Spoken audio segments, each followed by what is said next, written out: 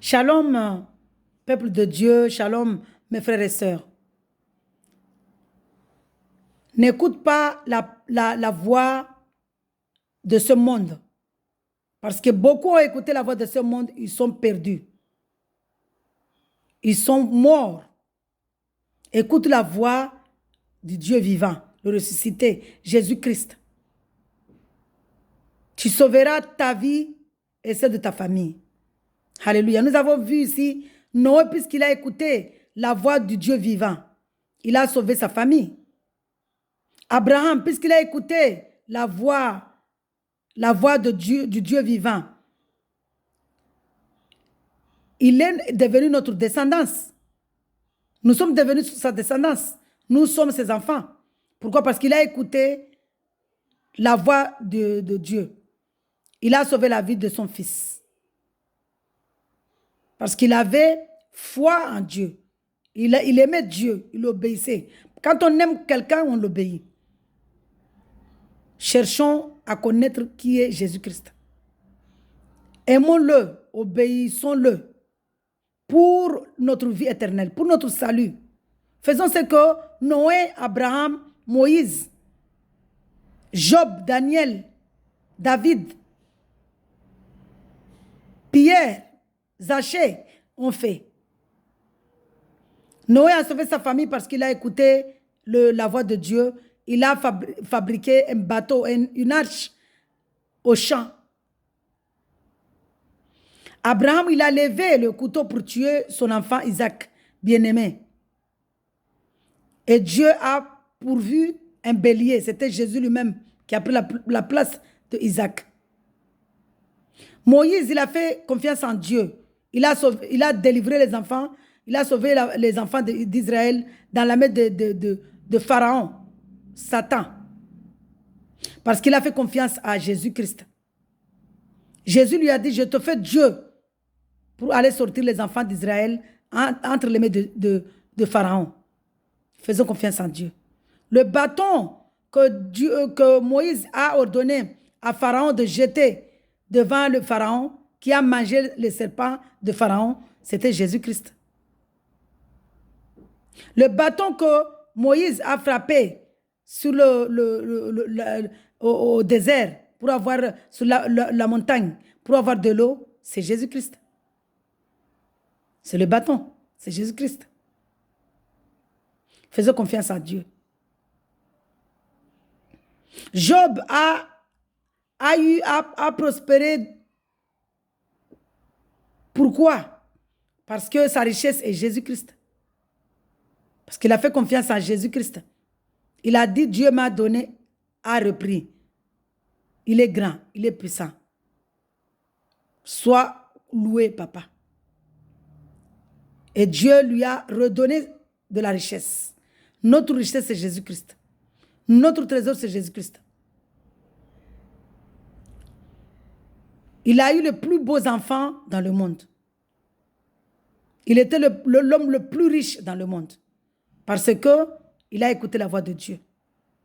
La richesse que nous parlons ici, c'est la vie éternelle. Spirituellement. Parce que l'argent et l'or, dans la parole de Dieu, il est écrit, l'argent et l'or appartiennent à Dieu. Mais l'argent et l'or appartiennent à Dieu ici, c'est la puissance, la gloire de Dieu. L'argent et l'or, c'est la puissance, la gloire de Dieu. Cherchons la gloire et la puissance de Dieu. Alléluia. Nous avons vu ici que Daniel,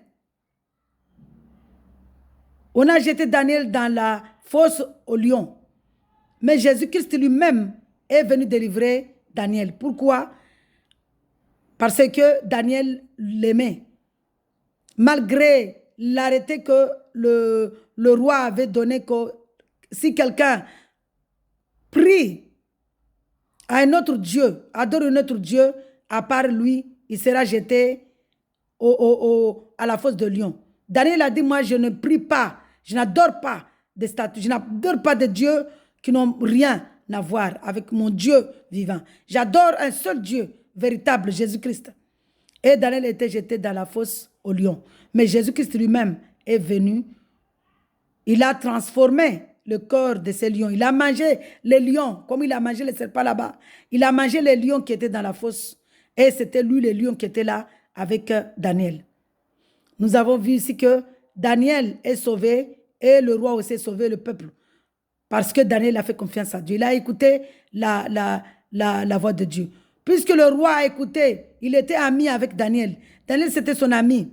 Mais puisqu'il a écouté la voix du peuple, il a jeté Daniel dans la fosse aux lions. Pourquoi? Parce qu'il a écouté la voix des peuples, du monde.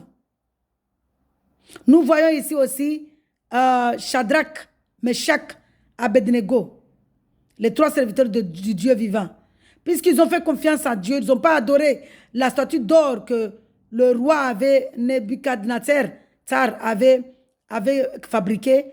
Eux, ils ont dit, nous avons un Dieu vivant, un Dieu qui s'appelle éternel. Jésus-Christ. Il nous délivrera de ta fournaise ardente.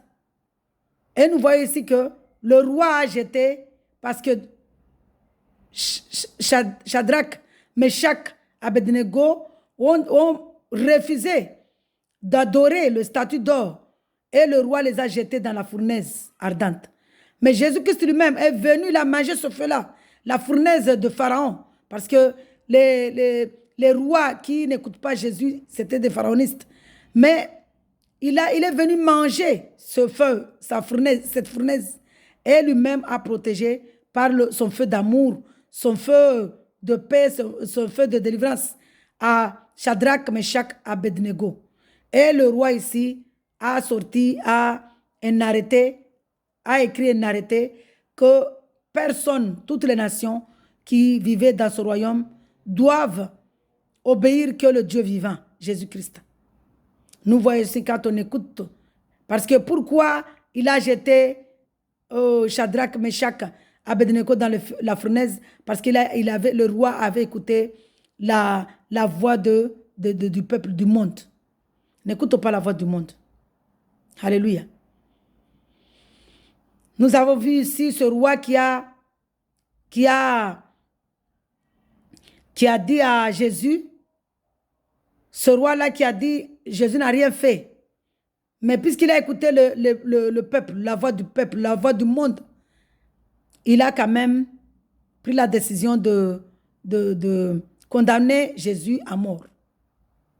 Parce qu'il a écouté la voix du monde, qui lui disait, à mort, il a écouté. N'écoutons pas la voix du monde. Cherchons à connaître Jésus, cherchons à le faire confiance. Fais-lui confiance. Obéissons-le pour notre vie éternelle. Zachée a monté un arbre pour aller chercher Jésus.